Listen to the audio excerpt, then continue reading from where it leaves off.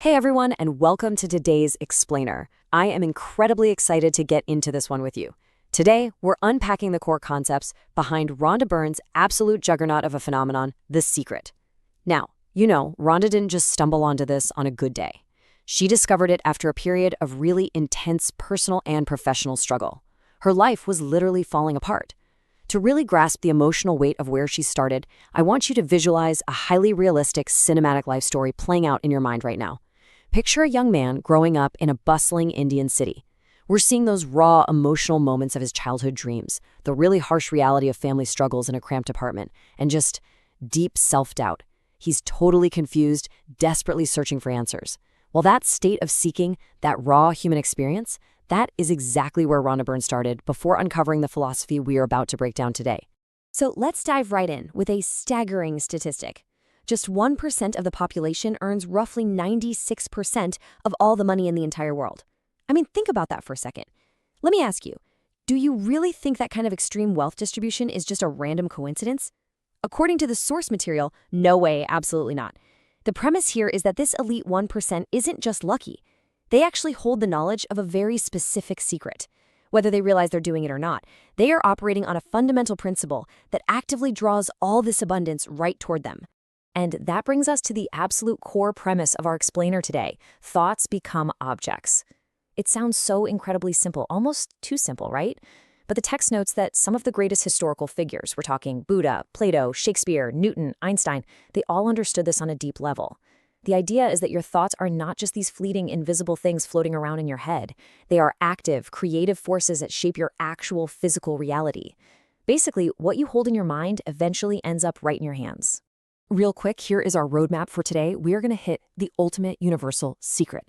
Look at how the law works, break down the 3 steps to success, talk about mastering mental imagery, apply it all to health, wealth, and relationships, and finally look at taking control of tomorrow.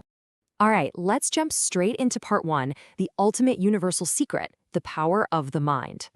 The fundamental idea here is that no matter who you are or where you live, whether it's New York, London, or India, we are all operating under the exact same unlimited universal power.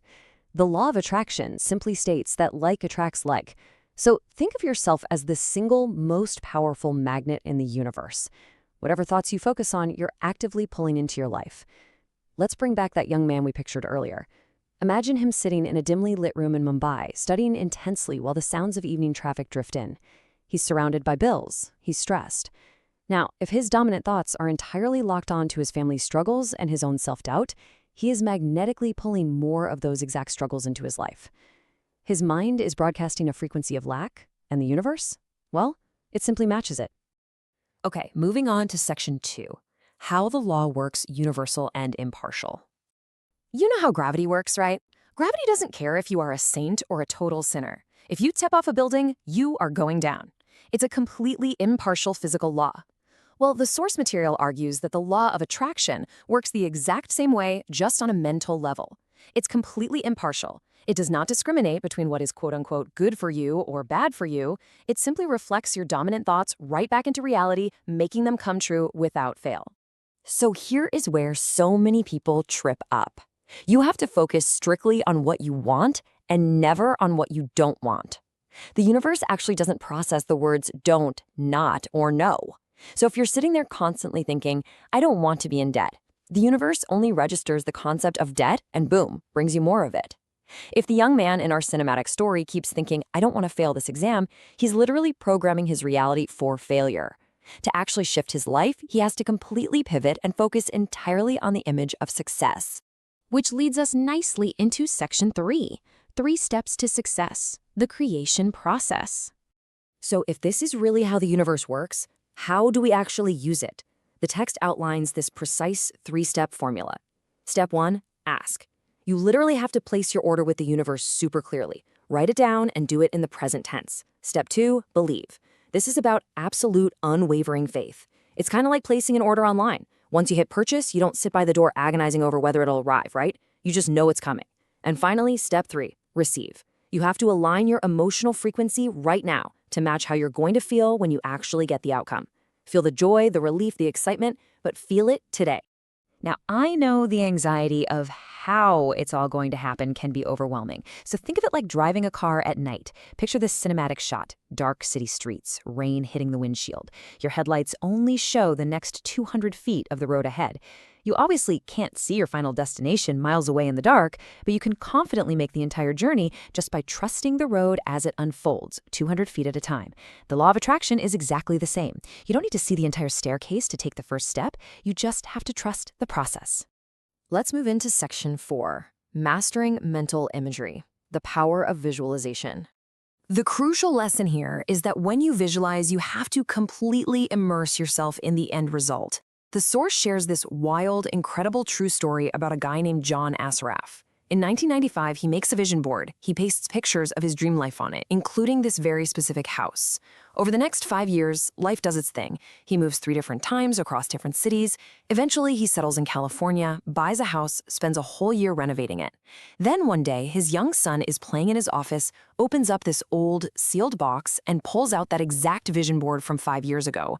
Assaraf looks at it and literally bursts into tears. Why?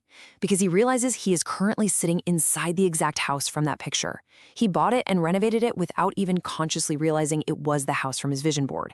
It's just a brilliant illustration of how deeply we can program the subconscious mind. All right, section 5, health, wealth, and relationships, applying the secret to daily life. Let's actually apply these tools to the daily grind. We have to look at the old, scarcity-based habits that are blocking us and replace them with new, abundant signals. So instead of looking at a price tag and automatically saying, ugh, I can't afford it, you literally have to force yourself to say, I can afford it. I can buy it. Even if it feels totally fake in that moment, you are consciously rewiring your frequency.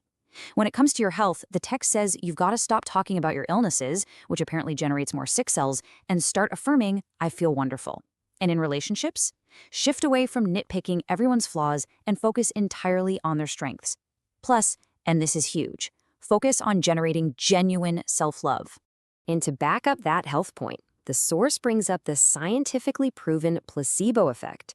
A patient is handed a simple sugar pill. It has literally zero medicinal value, but they are told it's a powerful cure.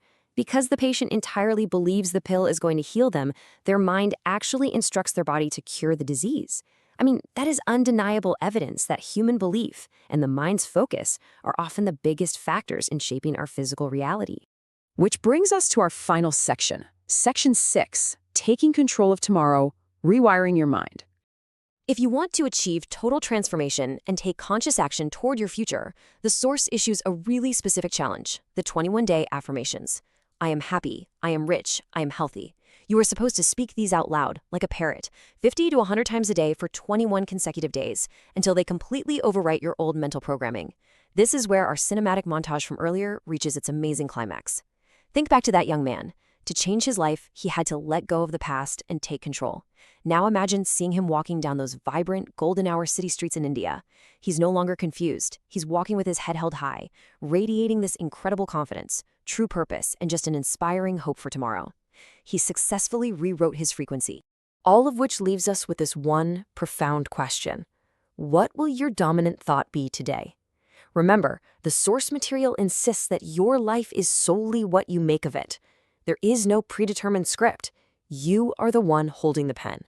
If your thoughts really do become objects, what beautiful, cinematic life are you going to start visualizing right now? Thank you so much for joining me for this explainer, and I'll leave you to think about exactly what you want to attract next.